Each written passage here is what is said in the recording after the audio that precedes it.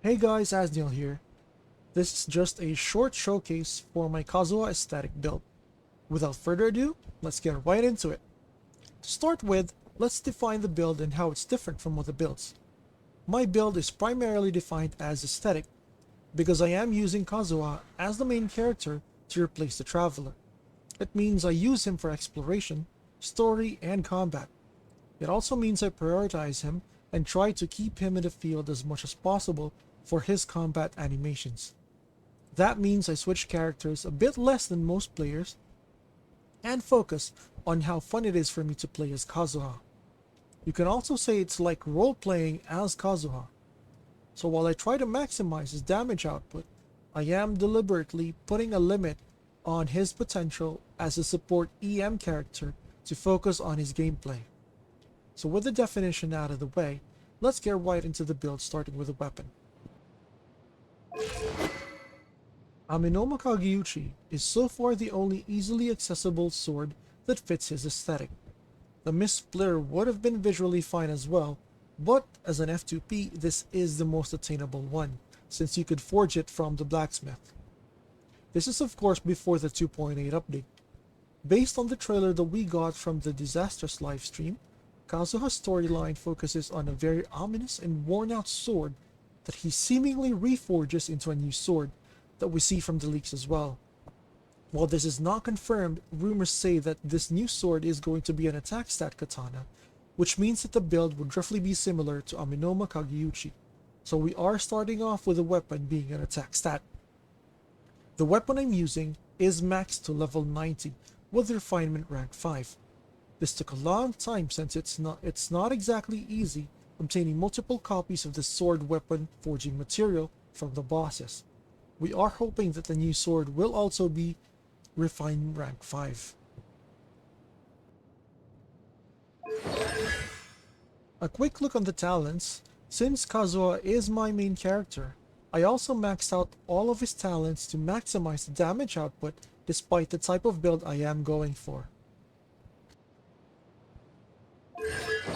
As for the artifacts, I'm currently equipped with a 4-piece Verdescent set with the Gladiator off-piece.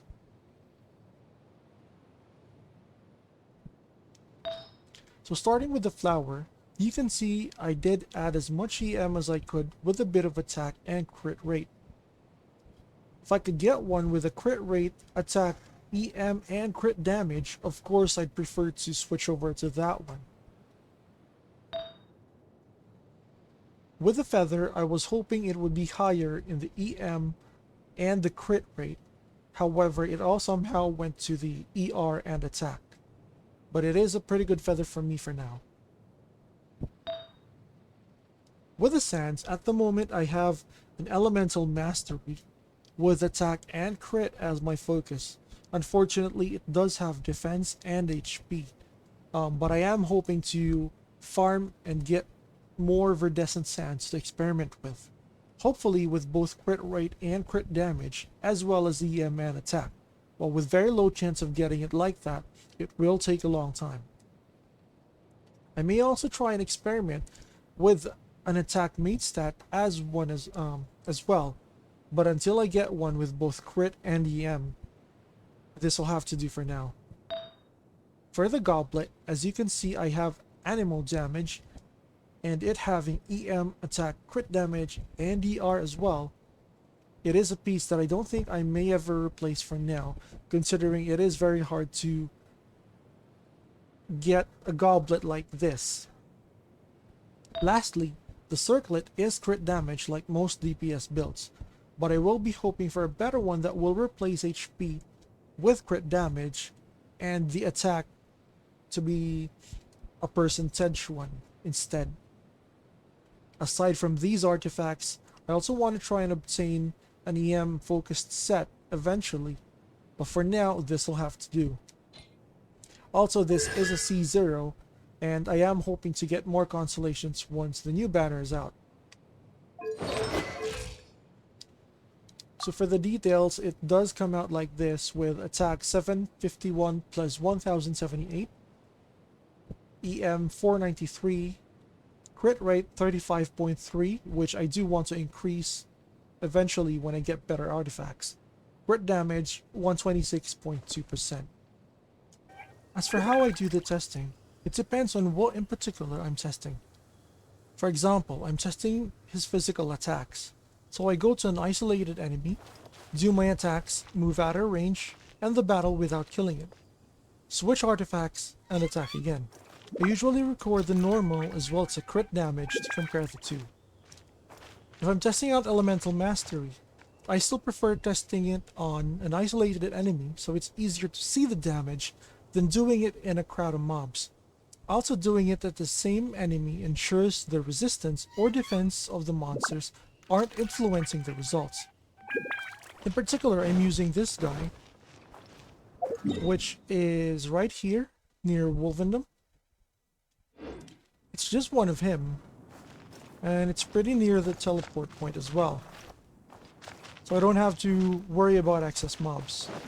So I do the hit, that's the critical, that's a normal. I run. I get out of range to stop the battle. And then I switch artifacts afterwards.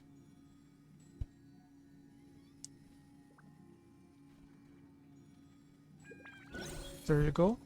So that's when I switch the artifacts and then go back and then hit it again and compare the damage. It's the same for either elemental bursts or elemental skill. Let's say I'm testing out the elemental skill. It's probably the critical.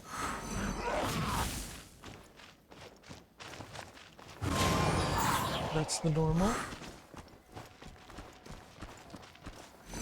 So I record that.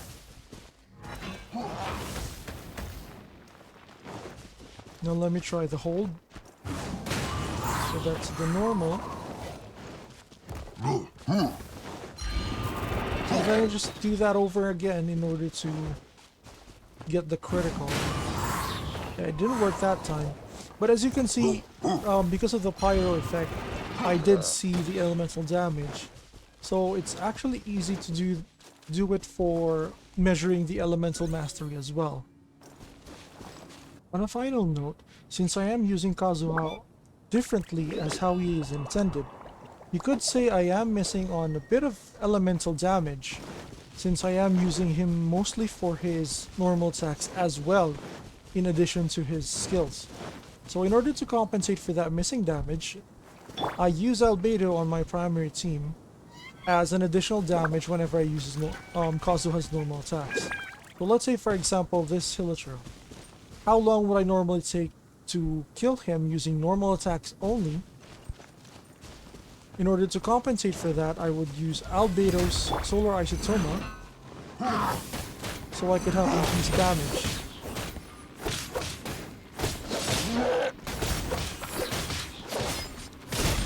See, this way I could use Kazuha as the main damage dealer as well, even for normal attacks.